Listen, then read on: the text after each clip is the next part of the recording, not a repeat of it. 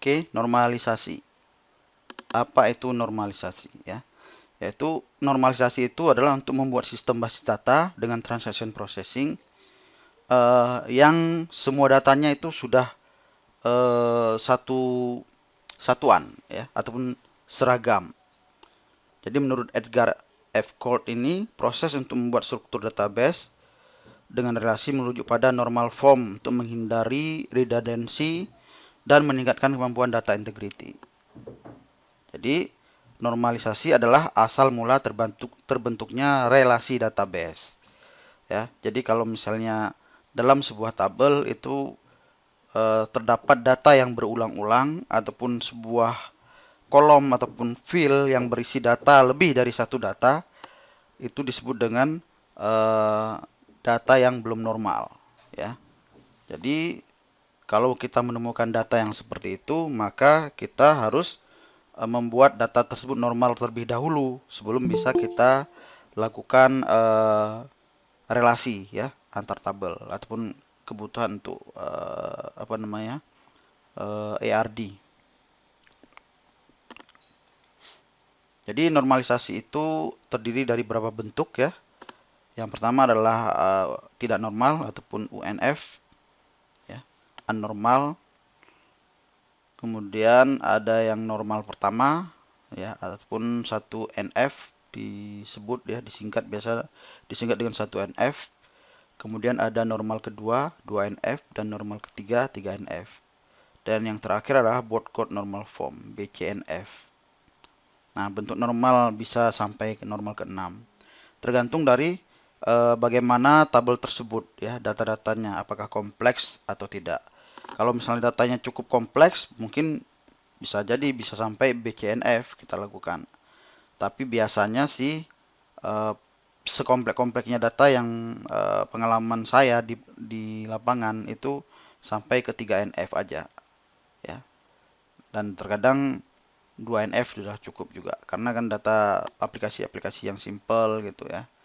Tapi kalau udah sampai ke BCNF itu biasa aplikasi yang sangat kompleks ya. Nah, contohnya seperti ini. Ini ada sebuah tabel yang belum normal ya. Anda bisa lihat di tabel ini ya. Ini adalah raw data dari info yang pencatatannya masih belum normal ya. Kita bisa lihat di sini nomor ya, ada kolom nomor ataupun dalam database disebut dengan field nomor. Kemudian ada field nama, kemudian ada field tanggal, item, total, dan petugas. Nah, menurut Anda kenapa disebut tabel ini belum normal? Dan berikan contohnya.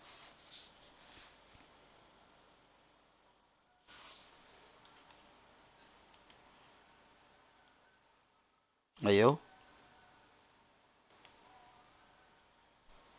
Bersuara.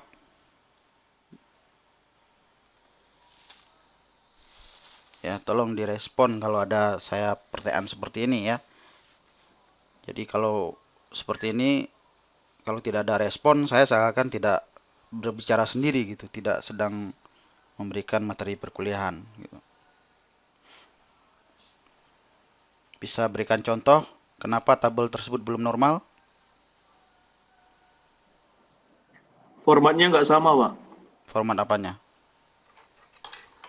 Soalnya yang total itu ada yang RP, ada yang nggak ada RP-nya. Atau tanggalnya beda-beda format. Ya, itu salah satu. Selain itu,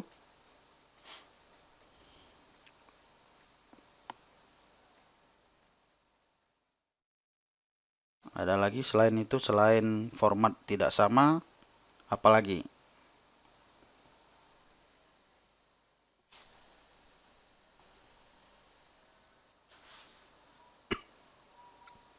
Nomornya juga nggak urut. Eh, nomor saya rasa belum tidak termasuk ya. Ada yang selain nomor karena nomor itu bisa jadi tidak urut karena kan di database nanti ada primary key. Yang mengurutkan itu primary key bukan nomor sebenarnya. Ya. Data tanggal tuh, Pak. Ya, tanggal udah tadi formatnya nggak sama sama total. Selain itu apa?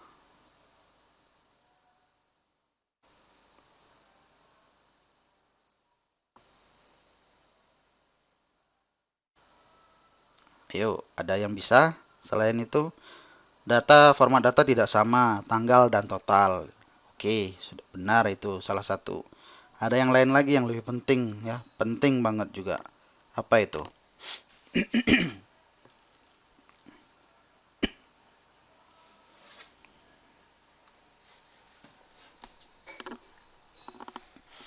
Nggak bisa?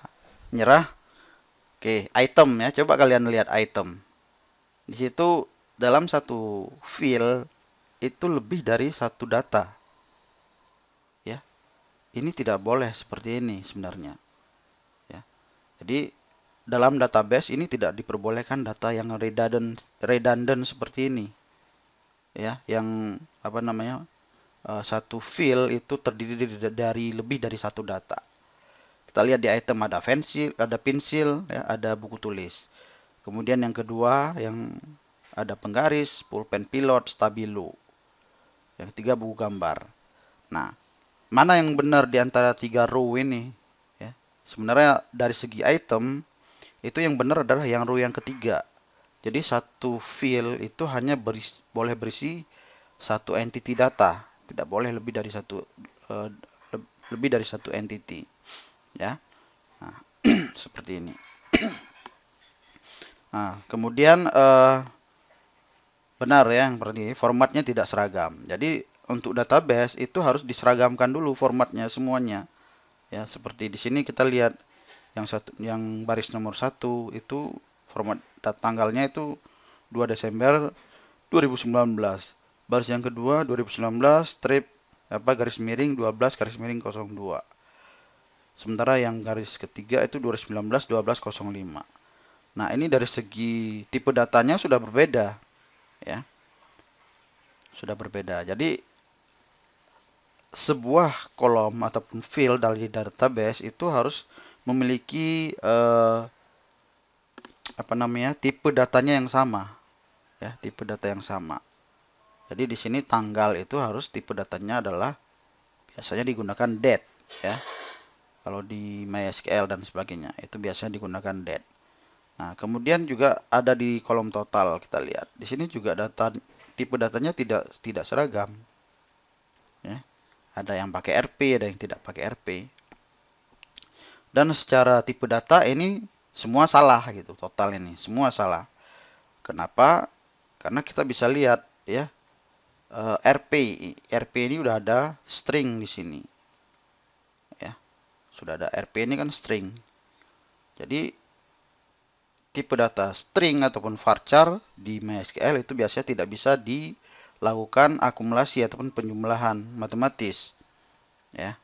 Nah, kalau ada RP seperti ini, otomatis ini adalah string. String tidak bisa dilakukan operator aritmatika di situ. Ya.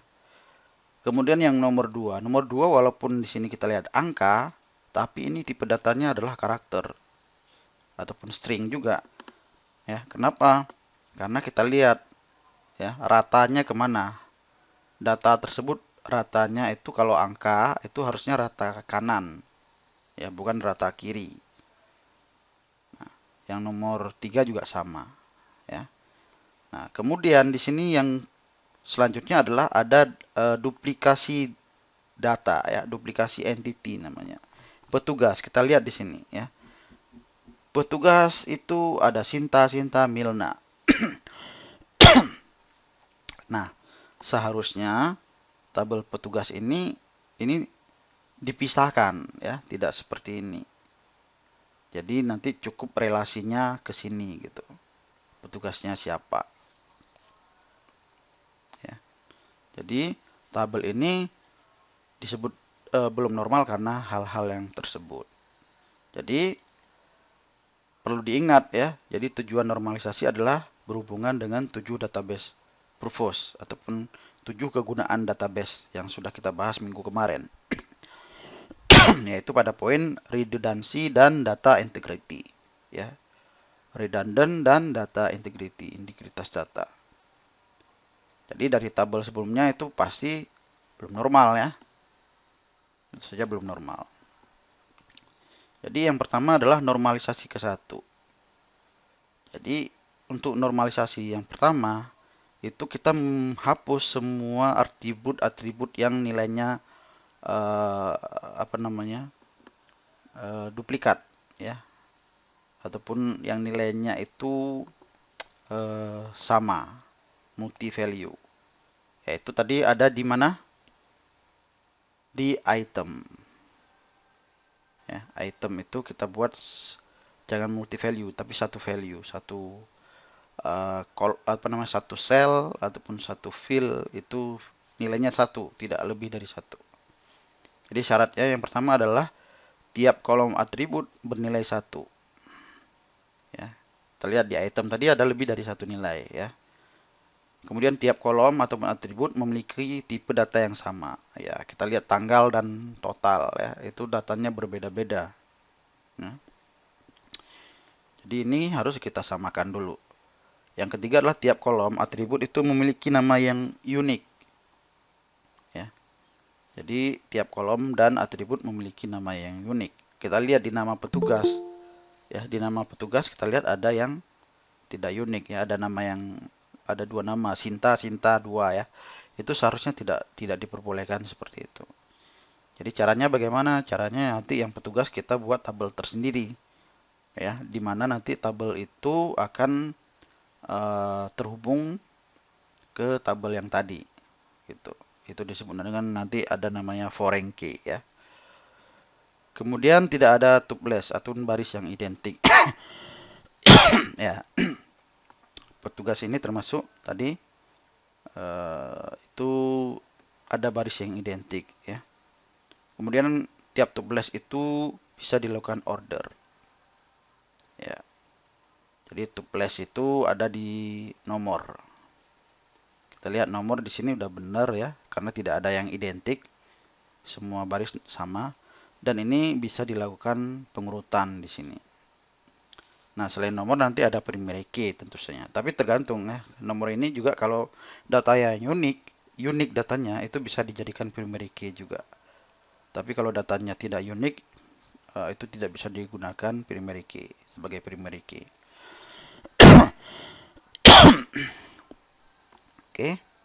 Ini cara membuat normalisasi yang pertama, ya. Jadi ini kalian harus bisa menghafal ini. Gitu. Jadi untuk normalisasi yang pertama apa saja yang perlu dilakukan, gitu. Nah, kita lihat di sini, ya. Kita mengubah tabel-tabel ke dalam satu NF. Di sini apa yang bisa Anda simpulkan dari bagian di bawah ini? Ya, seperti yang sudah kita bahas tadi, ya. Di sini formatnya tidak sama, ini data lebih dari satu, ya. Ini juga formatnya tidak sama. Nah, kita lihat, ya, tanggal sekarang. Jadi untuk membuat tabel 1NF, kita harus menyamakan tipe data dulu. Dan data diisi pada kolom tanggal. Ya.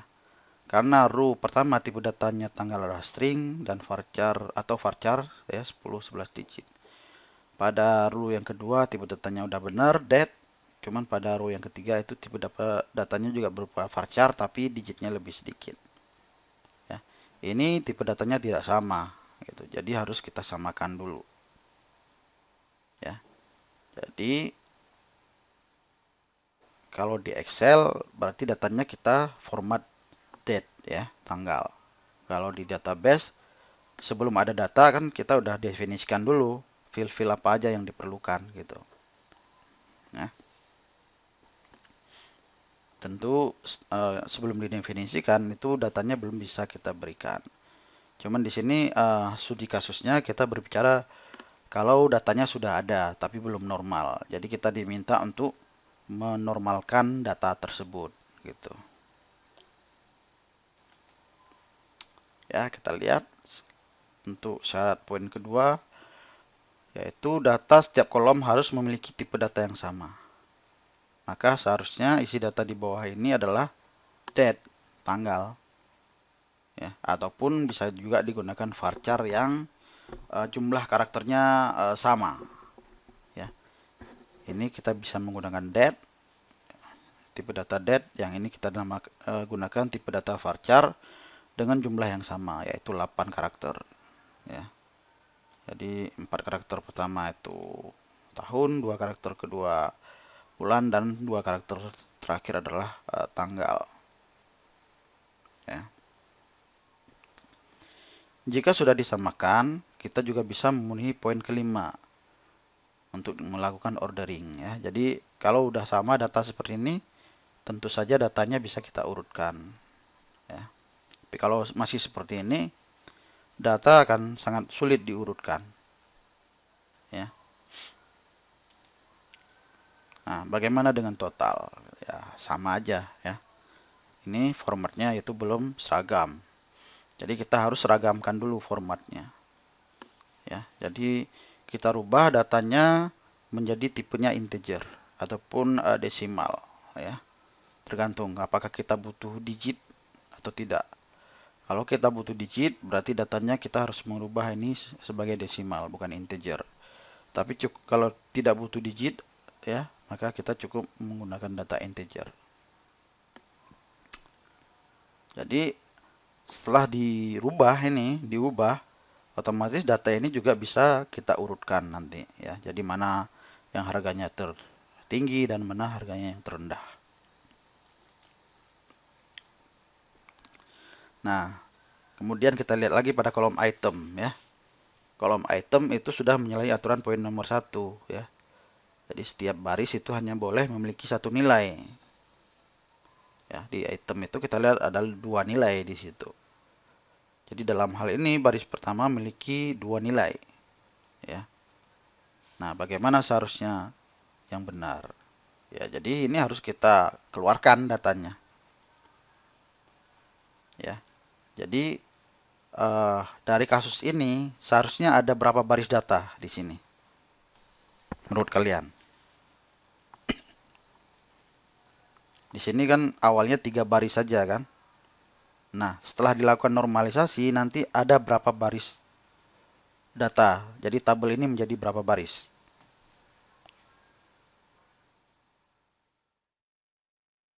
Ayo. Berapa baris? Silakan dipikir. Kalau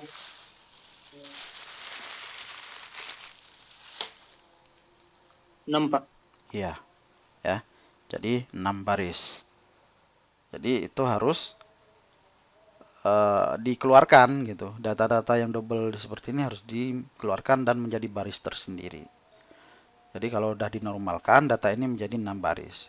Di mana baris yang pertama pensil, baris kedua buku tulis, baris ketiga penggaris, baris keempat pulpen pilot, baris kelima stabilo, dan baris keenam buku gambar. Ya.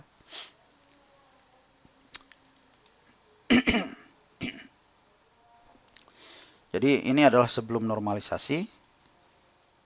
Ya. Nah, setelah kita normalisasi jadi seperti ini.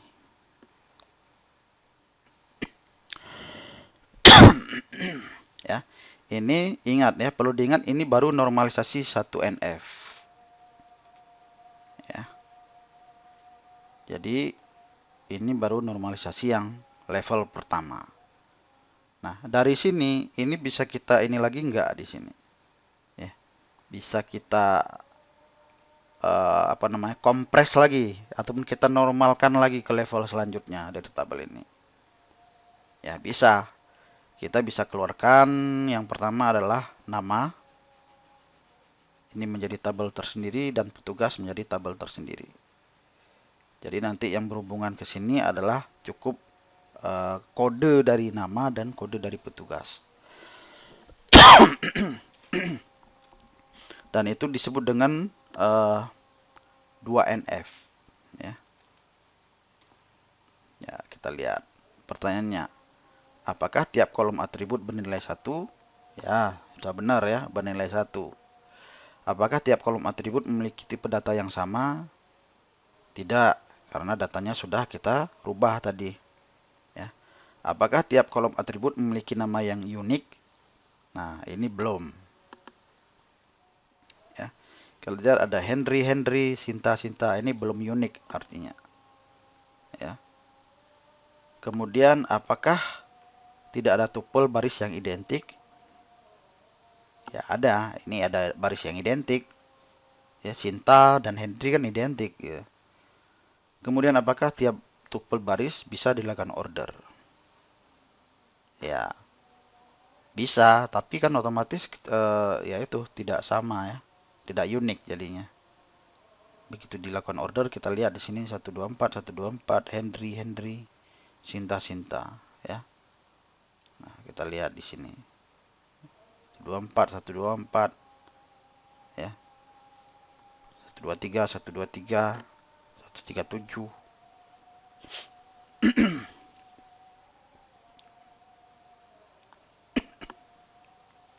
Jadi ini belum normalisasi yang sudah normalisasi pertama tapi belum masuk ke normalisasi yang kedua. Nah,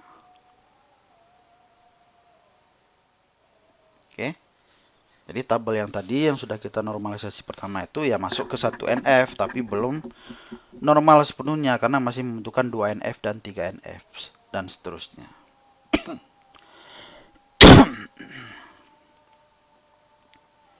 Nah, jika nomor kwitansi banyak yang sama, bagaimana menentukan kata kunci untuk menyeleksi data di atas? Ya, ini nomor kwitansi. Nomor kwitansinya kan ada yang sama ini 124, 124.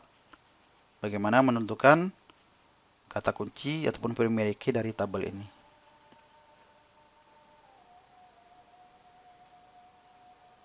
Ayo, bagaimana caranya?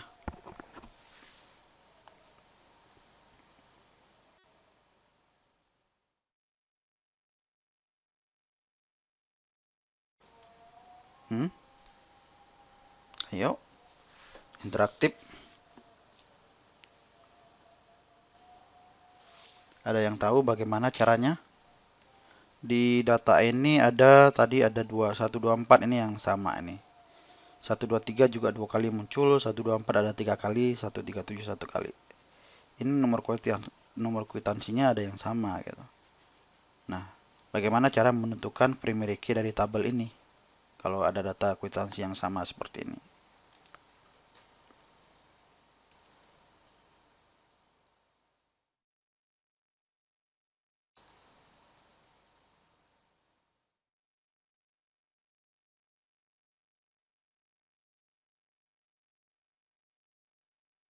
Ayo, jangan diam aja.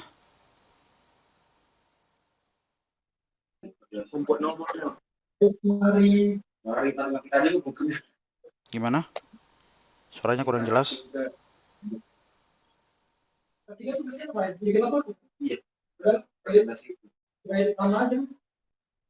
Pakai AI nggak sih Pak? Auto increment. Auto increment. Ya, bisa ya. Jadi di sini berarti kita perlu menambahkan satu field baru ya, yang bisa kita sebutkan aja ID ataupun apapun lah gitu. Dan field tersebut bisa kita buat auto incrementnya. Ya, jadi otomatis dia akan begitu ada penambahan data dia akan otomatis bertambah sendiri dan itu menjadi unik ya. Jadi di sini kita perlu tambahkan satu kolom lagi di sini menjadi kita sebutlah ID ya. Jadi ada ID, nomor, nama, tanggal, item, total dan petugas. Oke, seperti ini. Ya, kita tambahkan satu kolom baru yang dinamakan dengan ID.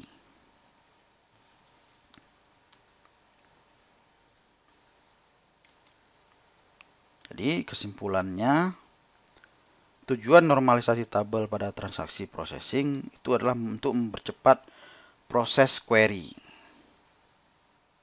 Ya, untuk mempercepat proses query. Jadi normalisasi terdiri dari normalisasi pertama ataupun 1N, normalisasi kedua ataupun 2N, dan normalisasi ketiga 3NF. Kemudian juga ada yang normalisasi boycott ataupun BCNF. Jadi normalisasi pertama adalah menghapus multi-value attribute. Ya, ingat tujuan dari 1NF adalah menghapus data-data yang double ya, ataupun atribut-atribut yang nilainya lebih dari 1.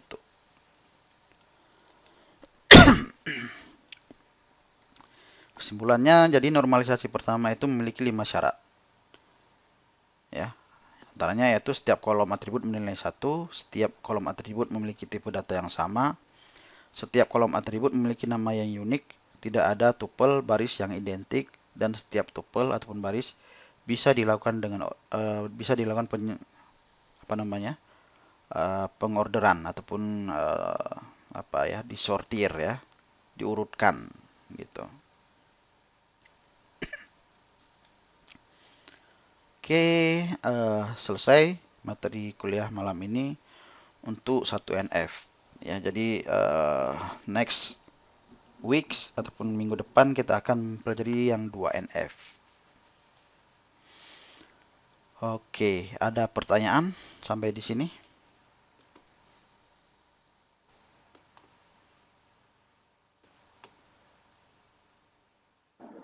Tidak.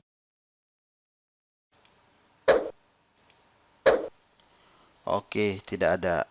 Nah, untuk tugas minggu kemarin itu saya lihat di learning yang upload tugas cuma 2 orang ya. Jadi sekarang kita coba bahas yang tugas minggu kemarin. Saya ambil yang punya Christian.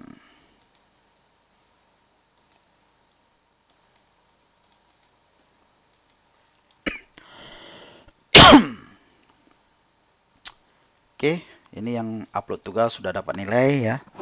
Saya nilai cuma 2 orang yang upload tugas. Jadi kita lihat studi kasusnya kemarin adalah pembayaran SPP ya. Kita lihat di sini. Tentu saja di SPP itu kemarin kita coba buka lagi perkuliahan minggu pertama.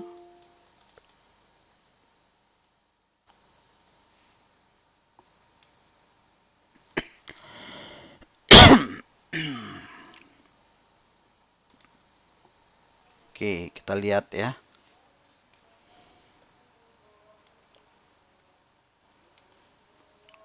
Di studi kasusnya kemarin. Nih. Jadi sekolah XYZ memiliki sistem pembayaran sekolah secara konvensional. Siswa membayar di loket pembayaran sejumlah uang. Bisa untuk 1 bulan, 2 bulan, 3 bulan, ataupun 1 tahun.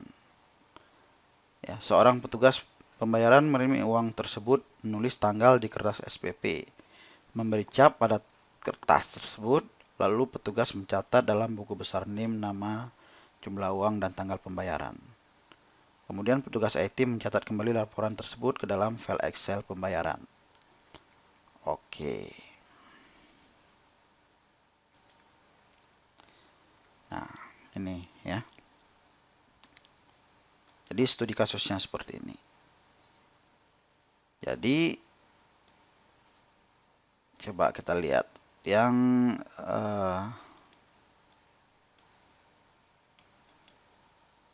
kalian jawab. Ya. Di sini Christian membuat seperti ini. Yang pertama adalah perlu user. Ya. Jadi user ini bisa jadi yaitu untuk petugas nanti, apakah petugas tersebut petugas pencatatan atau petugas IT dan lain sebagainya. Oke. Yang kedua jabatan. Nah, kalau jabatan ini menurut saya tidak perlu ya, karena jabatan ini bisa diintegrasikan ke dalam user. Kan tidak semua user memiliki akses ke sini. Hanya user-user yang user-user yang bagian, kalau di sekolah bagian tata usaha mungkin ya, bagian TU. Nah, udah pasti jabatannya TU, nggak mungkin guru ya di sini ya. Jadi mungkin jabatannya bisa diintegrasikan ke kolom user, disatukan gitu. Ya. Kemudian siswa, oke, data siswa itu perlu ya, memang perlu siswa. Kemudian pendapatan, ya pendapatan ini tidak perlu saya rasa. Ya, kenapa? Karena pendapatan ini bisa kita regenerate dari tabel SPP. Ya, bisa kita generate dari tabel SPP. Nah, selanjutnya SPP. Nah, untuk SPP, tabelnya ini nggak perlu fill-nya ini, fill bulan ini nggak perlu sebanyak ini. Ya, jadi fill bulannya itu cukup satu aja, bulan. Tapi datanya nanti bisa berbeda-beda. Ya, bisa bulan berapa gitu. Oke. Kemudian bulan pembayaran. Bulan pembayaran ini juga tidak perlu karena sudah masuk ke dalam sini. Jadi di fill SPP itu nanti ID ya untuk primary key, kemudian ID siswa karena ini berrelasi ke siswa, kemudian bulan ya, kemudian jumlah bayarnya berapa. Jadi filenya jumlah ataupun total. Ya, baru nanti status belakangnya ada. Oke. Jadi ID SPP, ID siswanya berelasi ke tabel siswa, kemudian bulan, kemudian total, kemudian juga harus ditambahkan di sini relasi ke tabel petugas. Jadi siapa yang mencatat ataupun siapa yang mengentri data tersebut itu harus ada di sini di tabel SPP. Jadi berelasi ke tabel petugas nanti.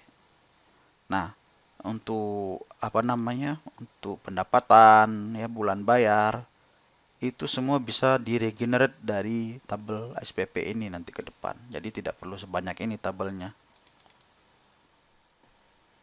Ya, untuk riwayat.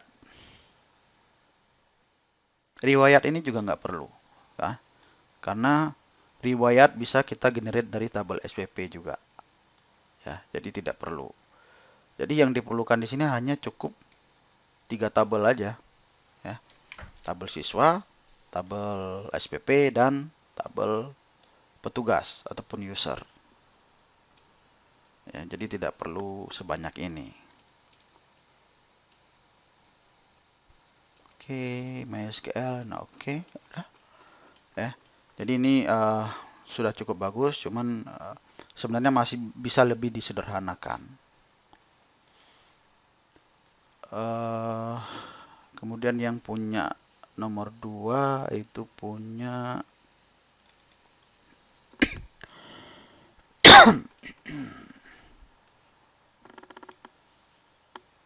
Dinda Melani ya.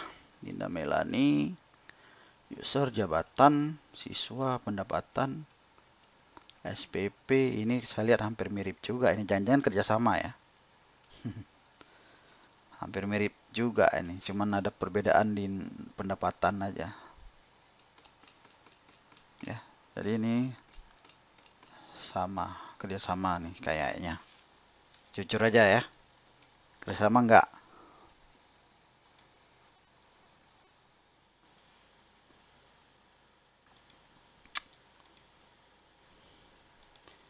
Oke, saya bisa buatkan seperti ini. Taruhlah SPP ya, saya demokan aja pembuatannya. Coba saya aktifkan dulu database saya.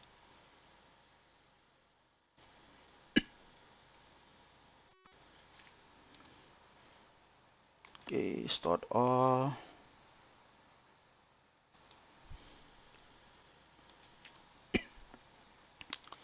Connect ke MySQL, saya kasih nama database-nya.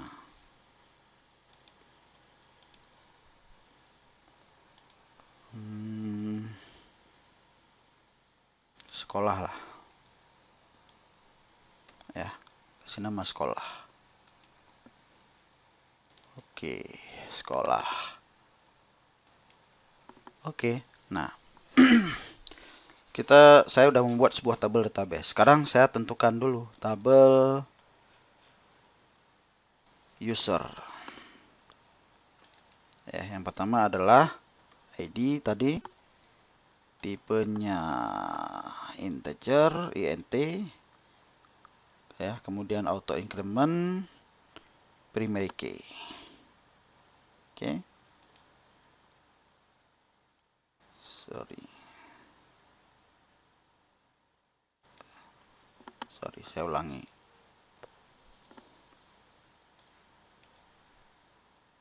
Iya, kenapa jadi begini? Oke. ID integer auto increment primary key. Ya, add field, kemudian nama, varchar,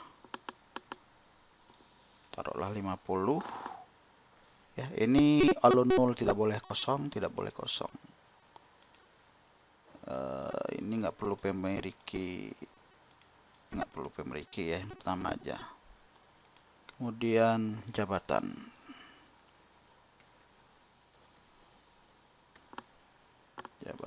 varchar integer 50.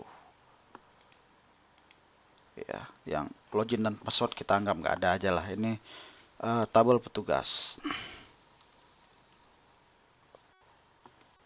Oke, ya. Jadi saya memiliki sebuah tabel namanya petugas seperti ini. Ya, kemudian tabel baru siswa. ID integer primary key auto increment, ya, kemudian NIS nomor induk siswa, ya. Ini kita buat varchar aja, misalnya 10, tidak boleh kosong. Kemudian nama siswa, varchar 10. Nah, yang lain-lain banyak bisa kita tambahkan di sini, ya. Alamatnya, nomor handphone, nama orang tua, dan lain sebagainya. Tapi anggap aja sampai di sini aja. Berikan nama siswa.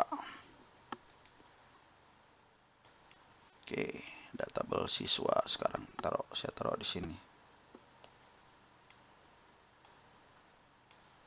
Oke, yang ketiga adalah tabel SPP. Sama, ya, ID integer primary key auto increment, tidak boleh kosong. Kemudian tanggal, ya, saya buat date, kalau bisa date time, ya, karena biar nge-record juga waktunya, jam berapa dia bayar gitu. Date time tidak boleh kosong. Kemudian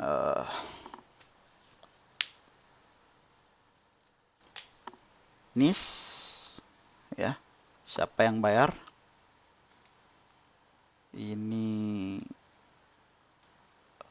varchar, nama varchar 10, ya. Kita perlu ingat tadi NIS ini ada varchar 10 di sini, ya. Kita lihat. Jadi ini tidak boleh kosong. Kemudian bulan, ya, bulan ini varchar, kita buat aja 20, tidak boleh kosong. Kemudian tahun, ya, varchar, tahun berarti ada 4, ya. Jadi 4 aja, tidak boleh kosong. Kenapa perlu bulan dan tahun? Di sini kita mau catat nanti dia bayar SPP untuk bulan berapa, tahun berapa, gitu.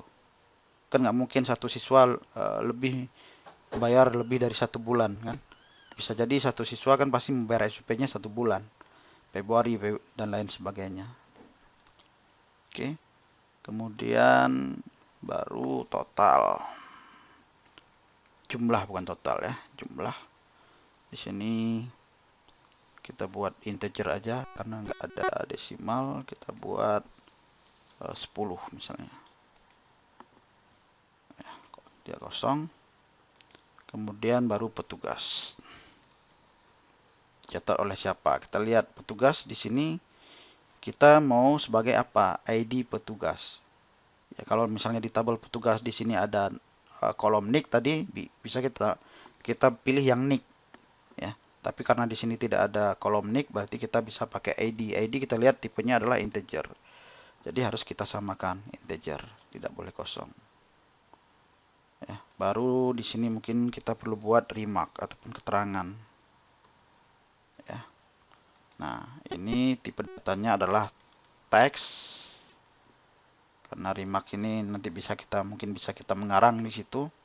Kemudian boleh 0, artinya remark ini boleh kosong. Nah, mungkin di sini perlu kita urutkan ya. Di sini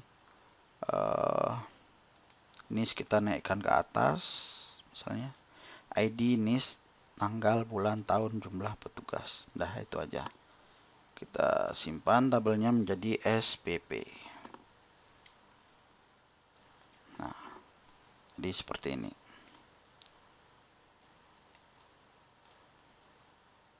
Oke. Nah, dari sini kita bisa membuat relasi, ya. Kita lihat NIS ini berarti dia ngambil dari tabel siswa. Ya, kita buat relasi NIS ke tabel NIS siswa. Oke, NIS sekolah NIS. Oke, save. Oh, belum saya kasih nama, sorry. Ulangi. NIS ke tabel siswa. Saya kasih nama siswa. Save, relasinya namanya siswa.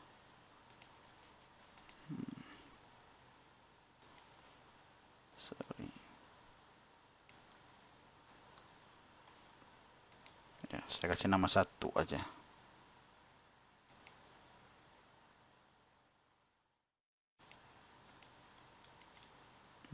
Refresh. Oke, tak mau ya. Oke, kita balik.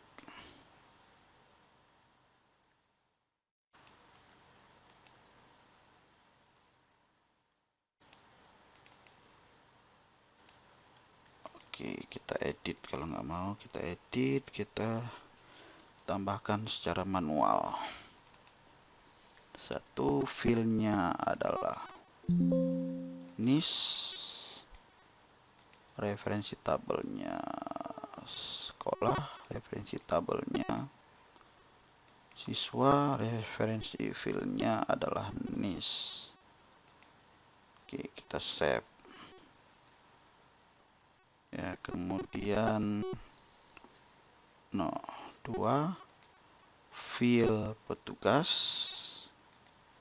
referensi database-nya sekolah, referensi tabelnya petugas, referensi filenya adalah ID.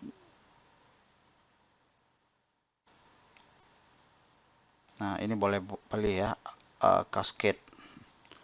Artinya kalau dihapus data tersebut, maka akan terhapus semua. Cascade ini artinya kalau kita menghapus data petugas, maka semua data-data yang berhubungan dengan data petugas yang dihapus di tabel SPP akan dihapus. Itu namanya cascade.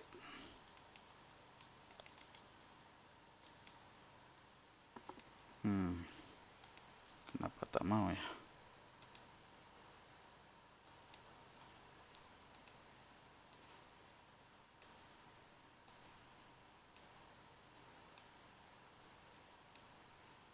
Oke, mungkin siswa, petugas, SPP.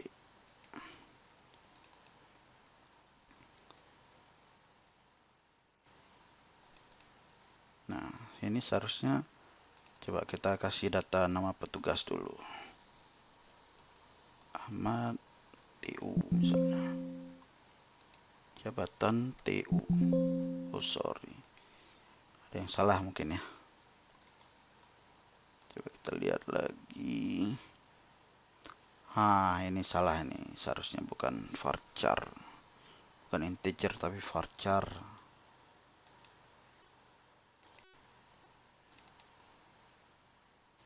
Oke, Sugito. Nagito TU misalnya. Nagita TU juga. Oke. Kemudian siswa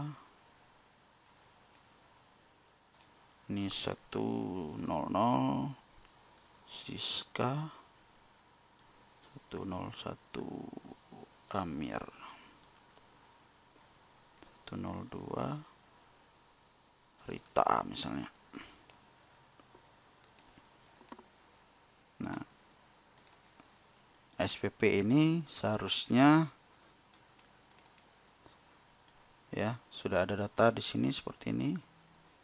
Nah, yang SPP ini seharusnya bisa kita relasikan tadi foreign key.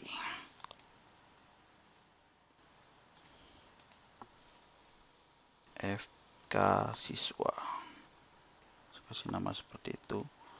Filnis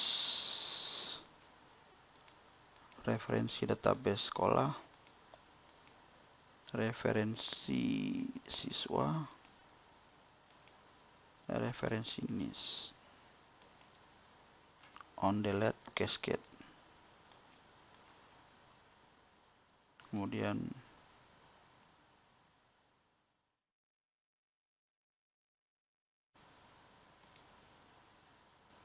cascade add foreign key. FK petugas.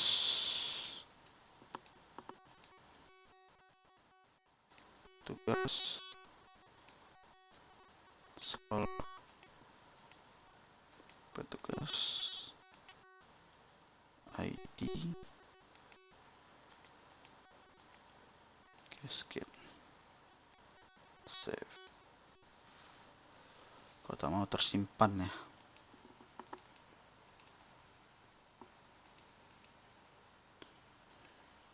Aneh nih, tidak mau tersimpan dia. Seharusnya bisa tersimpan. Jadi kalau di ini nanti dia ada relasi di sini. Ya. Jadi seperti itu. Jadi tabel SPP kemarin itu cukup 3 tabel aja sebenarnya. Jadi tidak perlu banyak tabel. Dari 3 tabel ini nanti bisa kita regenerate yang pendapatan, yang ini. Generate-nya dari mana? Generate-nya dari query. Kita bisa query misalnya. Kita bisa cari misalnya apa namanya? Yang Siska dia pembayarannya ada berapa kali. Nunggaknya ada berapa kali gitu. Oke, itu aja ya. Introduction untuk pembahasan di kasus minggu kemarin. Ada pertanyaan sebelum saya akhiri?